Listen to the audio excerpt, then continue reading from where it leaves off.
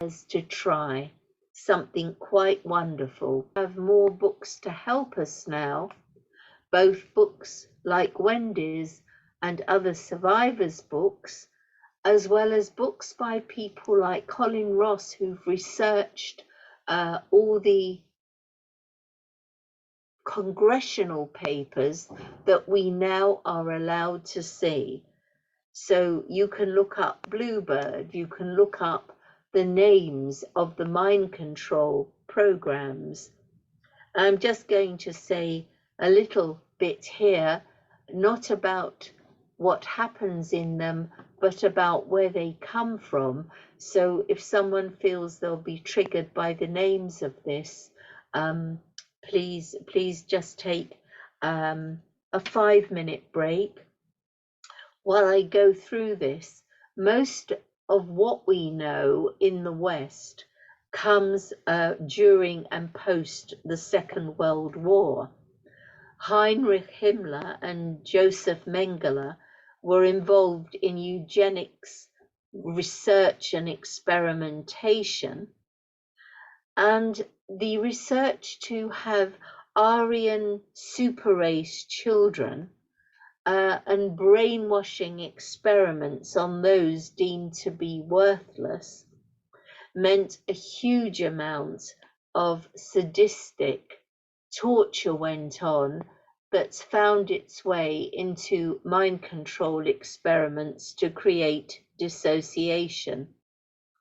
After the war, Operation Paperclip allowed leading Nazi scientists refuge in America and other countries in exchange for their work.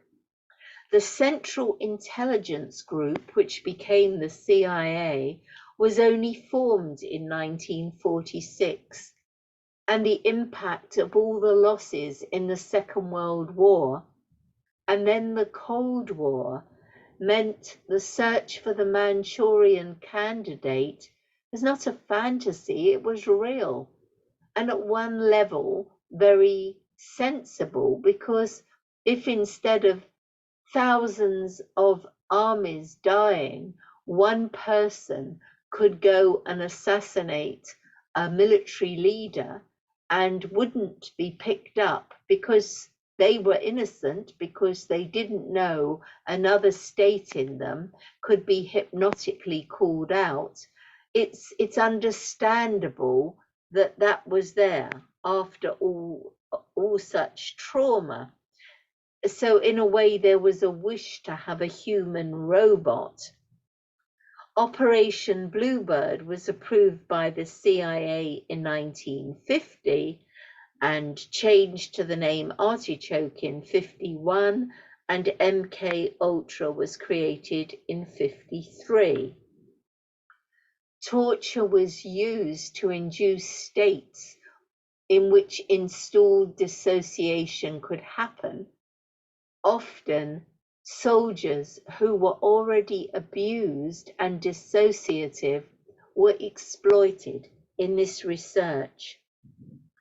MKUltra was publicly exposed in 1970 in Canada, but did you know that? Had you read that? Where are the huge documentaries and shocks? It was settled out of court to avoid more publicity. This has not applied to survivors of this in the UK. The Sunday Times Scotland could report hundreds of mentally ill patients were subjected to barbaric CIA-funded brainwashing by a Scottish doctor. Dr. Ewan Cameron, a psychiatrist, developed techniques used by Nazi scientists to wipe out existing personalities, or attempt to, and create other hypnotic suggestions. Dr. George Estabrooks also created hypnotically induced dissociation. In his research papers published in the 1970s, he could write, "Communication in war is always a headache. Codes can be broken, a professional spy may or may not stay bought.